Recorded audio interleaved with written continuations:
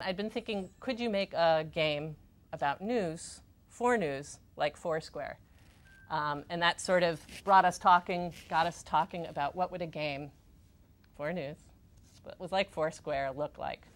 And we came up with a project called News Junkie, which we have just renamed HearSay. I'll tell you a little bit more about this. Here is our team. So anyway, we started talking about this in February, and then in March, John knew about this Computer Science 294 class. It's the senior projects class here at Stanford. We pitched the idea to the class, and we got 4 programmers to sign on. Got Lucas Baker, who's a sophomore, David Fisher, a freshman, and the other 2, Julian and Kofi, are seniors. And they've been working on this since March. There we go, a little more about the project. Here's our mission. We want to build the world's first large-scale mobile social news game. That's what this thing is, and I'll describe it a little bit more for you here. Here are the components. It'll be an intuitive mobile interface through which readers can learn about their friends' favorite articles and sources. So you'll through Facebook Connect or through Twitter or suggesting your own friends, inviting them in, you can find out what they're reading, and they can see what you're reading. And then there will be social gaming mechanisms that will encourage readers to compete for status. So you will read stories. You'll try to find stories. You'll get points for bringing stories onto the service. You'll get points for having your friends read your stories, and your friends will get points for reading your stories, and so on and so on. So here's the social elements. As I said, you'll get your friends to come on through Facebook Connect, Twitter, and eventually we hope, once we get enough users and we get enough data, we'll be able to suggest friends and sources for people to hook up with, meet, and as well as follow. So if they're interested in a particular topic, we'll find sources for them that they might be interested in. The interface will allow readers to browse news. They can look to their friends to find news. They can actually go to sources. So we'll have the New York Times, the Milwaukee Journal-Sentinel, several other news sources that they can go to. Again, as players play more, they can request more sources to come on. You can also browse through the interface looking for tags, so particular subject items that you're interested in. Are you interested in wine? Are you interested in sports? Are you interested in? So then you would go to a different page that would show all this, and I can show you a little better about what all that looks like. So here are the gaming elements. There'll be a hierarchy. So you'll start off as an editorial assistant. After you get so many points, you can move up to copy editor, rookie reporter, ace reporter. This part hasn't been entirely worked out yet, but you get the idea. Where's mid-career journalism color? That's jackpot. There'll be badges. So after, for instance, let's say you've been reading a lot of John's favorite example is a lot of stories about Steve Jobs or Apple. You'll get an Apple fanboy badge.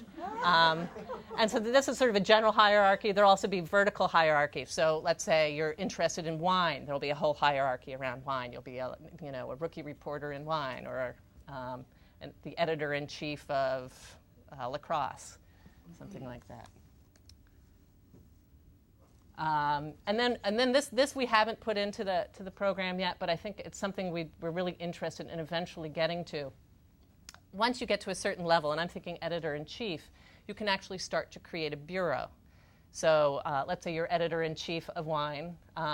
You can start looking through the game to find other people who are really interested in wine, who have accrued a lot of points, and you can try to recruit them with your own points to come in to your bureau. Eventually, these entities might become trusted news sources on these subjects as well. There's also an idea that you could have bureaus competing with other bureaus on the same subject. But again, it's this competitive sort of gaming incentive that we think will get people staying in this program and playing, checking into every day, sort of like I do with Foursquare, although I've fallen off the past week, but that's for a variety of reasons. And John actually just stole McClatchy Hall from me. So here are the benefits of the game, if we were to try to sell this to anybody, which we will. It provides a compelling incentive for players to invite and compete with their friends. It creates opportunities for corporate and publisher sponsorship, so badges. You could have newspapers, or corporations sponsoring badges that people try to get. So again, like Apple, or you could have like NFL or something like that. What's that? BP, exactly. And then bureaus, one of the things we're thinking about also is not only might you just accrue points through your hierarchy to eventually get to a bureau, you could buy yourself a bureau. So you can actually give us money and we'll give you a bureau. And then another way we might eventually make money on this is as a data set that we'd get about what people's news preferences are, what networks are looking at what kind of news, who the real sort of leaders are in each of these news areas, who people would want to be, what publishers would want to be in contact about with news stories that they're releasing, or corporations might be interested in talking to because they're writing a lot or distributing a lot of news about a particular subject. And so here are some just interesting statistics. So this is going to be a mobile interface. So right now we've just submitted to we've just submitted an app for the iPhone. But so this was from Pew this year. I could read it for you. We could all read it together. 33% of cell phone owners now access news on their phones. Here's the personalized aspect. 28% of internet users have customized their homepage to include news from sources on topics that particularly interest them. And news is becoming increasingly participatory. So 37% of internet users have contributed to the creation of news, commented about it, disseminated via postings on social media sites like Facebook or Twitter. I already think people are beginning to use their phones more for news, and I think that's going to be increasing. So this will just sort of go along with that. I've always thought news was a very sort of social kind of thing, but again, I think it taps into that. I don't think it's going to necessarily change the way people consume news. It's giving them a way to get into that news that they would like.